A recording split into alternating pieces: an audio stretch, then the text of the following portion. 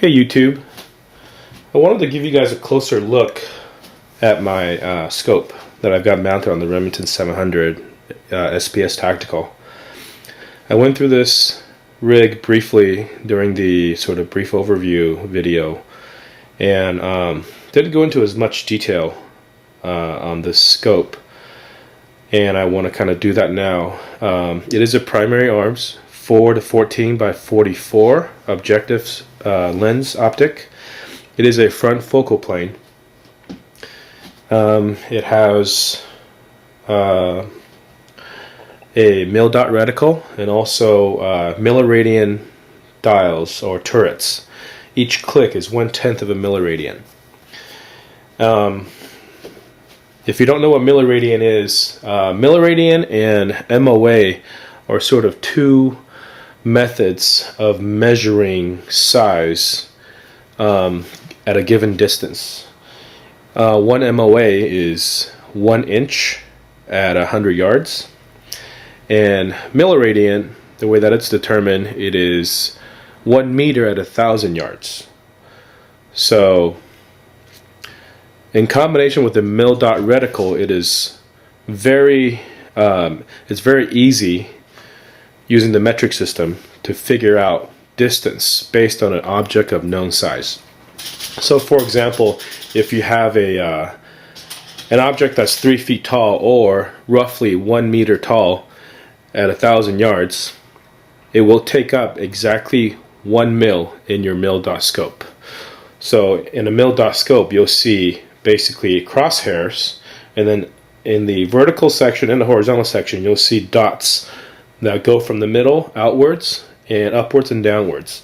And each one of those dots from center to center is 1 mil. And that's sort of the benefit of this front focal plane scope versus the alternative, which is the second focal plane scope, is that a front focal plane scope, that measurement, regardless of the power setting on your scope, whether it's at 4 power, 14 power, or anywhere in between, that mil measurement is going to be consistent through the entire range.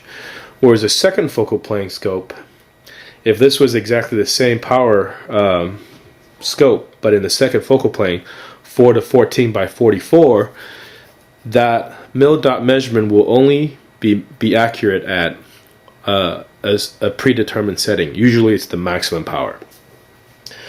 So practically speaking, as you're looking through your scope, you'll see your crosshairs and you see your reticle, and as you adjust the power, the higher you go with the power, the larger that reticle will become in your view.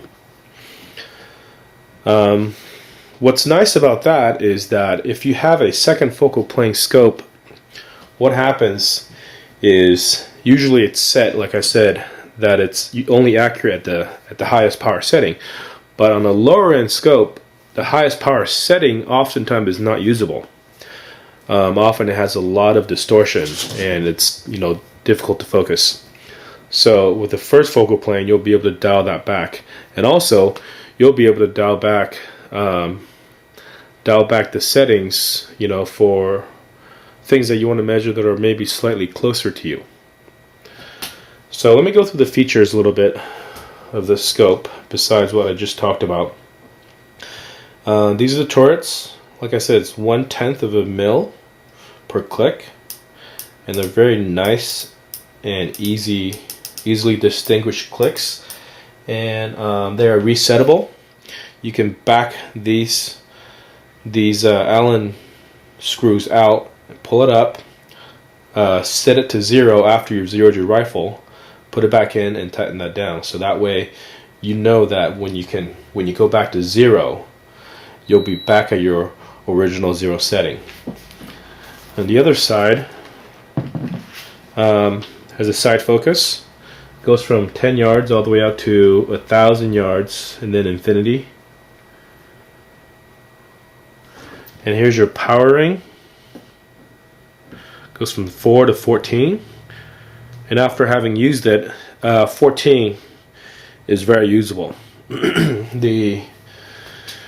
At 14 power, I would say your eye relief distance becomes more critical. So you kind of have to be lined up, you know, more or less perfectly behind there for you to see the target. But you can see the target real well. At 100 yards, I can see exactly where I was hitting with that 308. 168 grain Sierra Match King. These are optional. I got these Butler Creek scope caps, and so is the sunshade is also optional.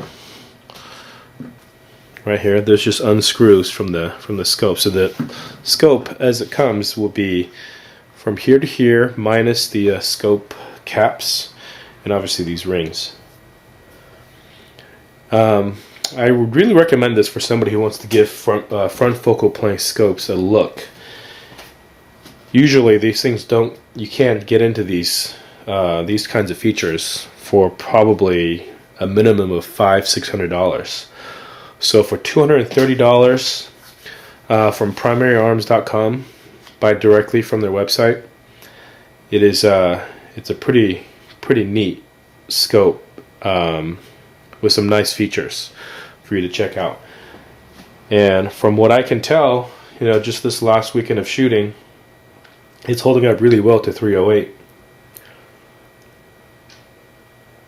I'm looking forward to shooting this some more.